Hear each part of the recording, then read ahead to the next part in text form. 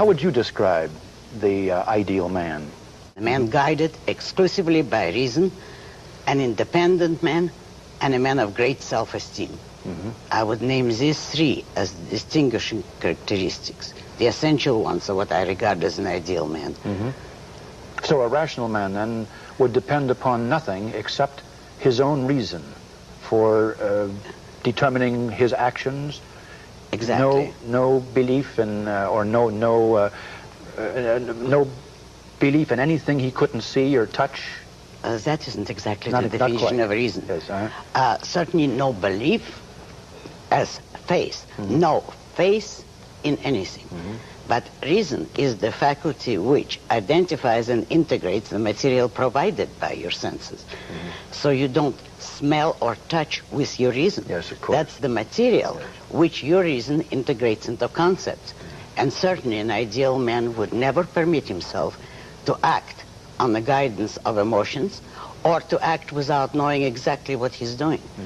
If he's guided by reason, this will be the first two consequences. He will always know what he is doing and why, and he will not act blindly, and he would not act because he felt like it.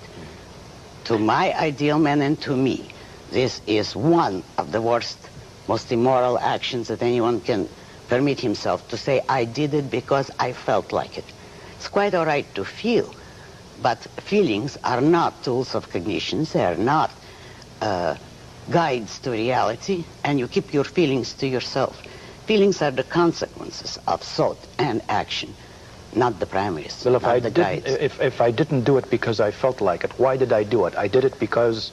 Because you felt, now you see how bad language is, right. Because you concluded consciously that this is the right thing to do, right for whichever goal you're undertaking. You decide what you want rationally, and you choose rationally what steps you will take to pursue that goal. So that if you take a given action, you do it because you think it is right. Does man should he have any concern for other men? You say individual, you say... Concern is a very loose term. What would you mean by it? Well, certainly most of us are brought up on an ethic that says that we are our brother's keeper.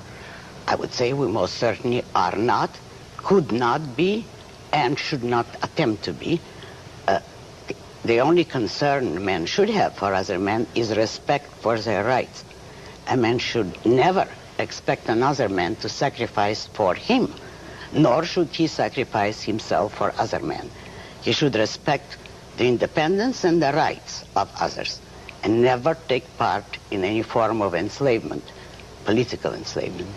But outside of that, he's not responsible for other men and should never permit them to assume the role of responsibility for him. He should not submit to force nor exercise force. He should not ask others to live for his sake, nor should he ever live for the sake of others. He should treat others as traders. But that is, if two men agree on a given deal or they want to cooperate, that's fine. They trade value for value voluntarily, without sacrifice on either part.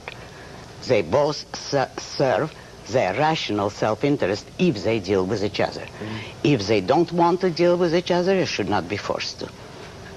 And you place the emphasis upon rational and their rational self-interest. Oh, yes, certainly. I place that emphasis on everything. Yes. Because that which is proper for you on a rational basis cannot be proper for you on any other basis. And therefore, all your rights rest on your nature as a rational being. If you want to claim any kind of rights, you cannot claim them for your feelings, only for your mind. And the actions I regard as moral are only the ones based on rational goals and rational motives. The others are immoral in your philosophy? Totally immoral. You mean those the actions that are not based upon reason? Yes. So that charity, in this sense, based upon emotion, would not be moral? Charity is a very marginal issue. One of my main tenets is that charity should never be a duty And when you want to help someone else, it is proper, it's not evil, provided you do it on the basis of his value. Because he's a good person who suffers through no fault of his own, because he's a friend of yours, because he's a victim of injustice. Those are all helping values. But never on, if you grant a man charity on the ground of his flaws, his not accidental misfortune, but a misfortune brought about by his own evil, then that kind of help I do regard as evil.